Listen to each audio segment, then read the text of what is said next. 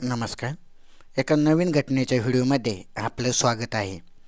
आज आपण अशी घटना पाहणार आहोत की एका सामान्य कुटुंबातून आपल्या आईचे दागिने विकून स्वतःच्या बायकोला पोलीस करून तिने कशा प्रकारे पोलीस स्टेशनच्याच एका सहकार्याबरोबर अफेअर ठेवलं, म्हणजे शारीरिक संबंध ठेवले आणि तिचा पती पण पोलीस होता.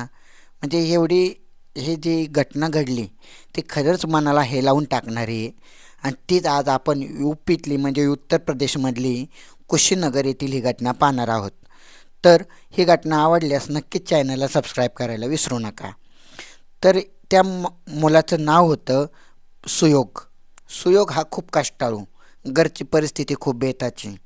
आपल्या लहानपणापासून त्याने आपल्या आईवडिलांचं कष्ट समोरून पाहिलं होतं. तर त्याचं सुयोगचं हे पहिल्यापासून पोलीसमध्ये भरती होण्याचं स्वप्न होतं आणि त्यानेच त्या दृष्टीनं प्रवाससुद्धा त्याचा सुरू होता. पोलीस भरती करण्याचा त्याचा उद्देश जो होता तो त्याने 10वी-12वी पूर्ण केली आणि 12वीनंतर तो पोलीस भरतीच्या दिशेने वळू लागला. आता 12वीनंतर त्याची शरीरयष्टी चांगली असल्यामुळे त्याचं पहिल्यापासूनच फिजिकलवर जास्त फोकस होता. 12वीनंतर आपल्या आईवडिलांच्या कष्टाची जाणीव ठेवून त्याने अभ्यासातसुद्धा मन रमवून घेतलं. आता अभ्यास आणि फिजिकल हे दोन्ही करता करता तो तिथंच यूपीमध्ये कुशीनगर जो जिल्हा आहे, जो भाग आहे, तिथं तो पोलीस भरती झाला. आता पोलीस भरती झाला तो 2022 साली. आता त्याला असं वाटायचं की शक्यतो एकाच्या नोकरीने काय होणार नाही कुटुंबामध्ये.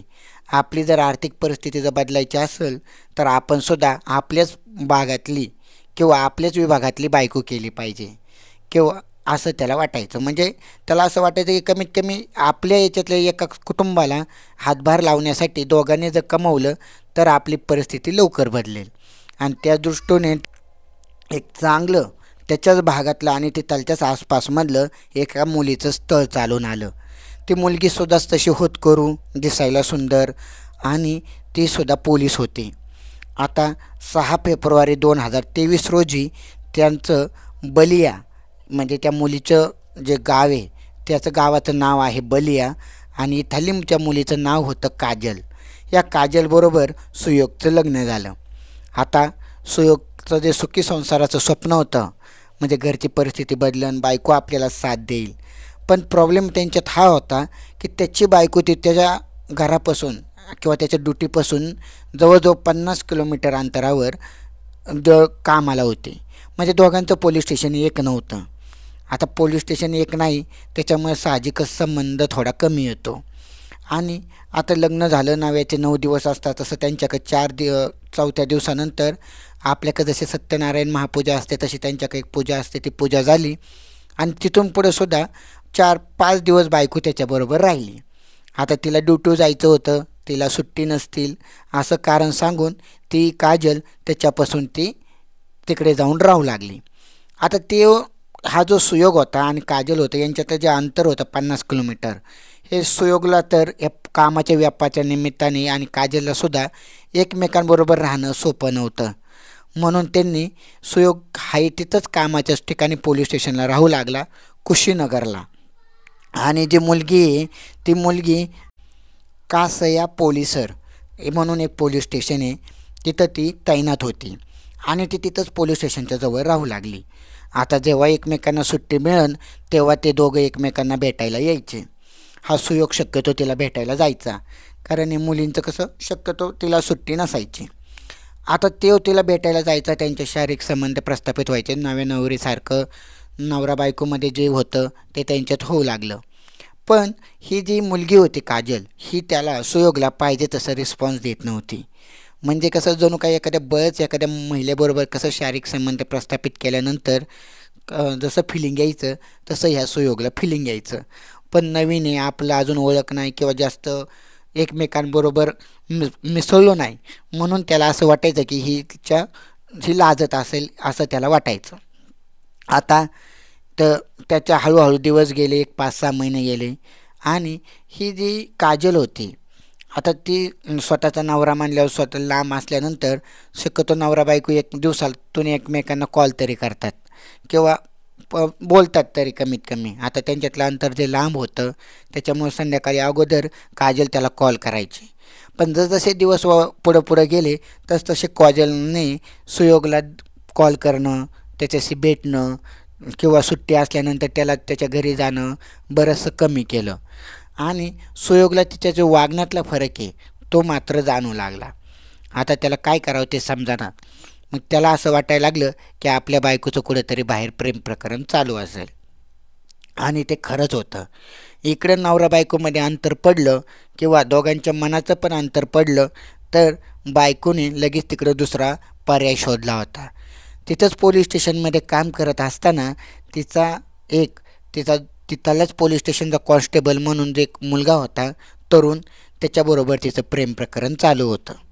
आता नवरा शक्यतो गावापासून तिच्यापासून लांब होता आणि त्याच्यामुळे तिला बंधन नव्हतं कसलं. पाहिजे तेव्हा ती तिच्या प्रियकराला रूमवर आणू शकत होती, त्याच्याकडून शारीरिक वासना शमू शकत होती, पाहिजे तसं त्याचा उपभोग घेऊ शकत होती.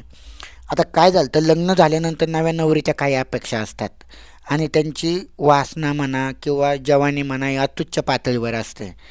त्यांनासुद्धा रोज आपल्याबरोबर नवरा असावा, त्याने आपल्याला मिठीत घेऊन झोपावं, आपल्याबरोबर प्रणय करावा असं त्यांना वाटत असतं.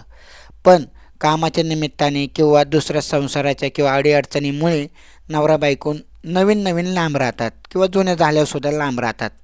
मग ह्या बायांची जी शारीरिक गरज असते, मनाची गरज असते ती पूर्ण होत नाही. मग ही काजलने तिथलाच कासया पोलिसांमधल्या एक कॉन्स्टेबलला पटवलं आणि ती त्याच्याबरोबर शारीरिक संबंध ठेवू लागली. आता ती तिथं राहत होती, तिथं तिला ना नवऱ्याचं बंधन होतं ना घरच्यांचं बंधन होतं. ते पाहिजे तेव्हा तिचा जो प्रियकर होता तो प्रियकरसुद्धा बिनलग्नाचा होता. ते पाहिजे तेव्हा त्या प्रियकराला घरी घेऊन यायची आणि तिची शारीरिक वासना संपवायची. आता कधी दुपारचा, कधी संध्याकाळचा, कधी कधी तर तिचा नवरा, तिचा जो प्रियकर होता तिला माहीत होतं की तिचा नवरा 8-8 दिवस 10-10 दिवस आपल्याकडे येत नाही.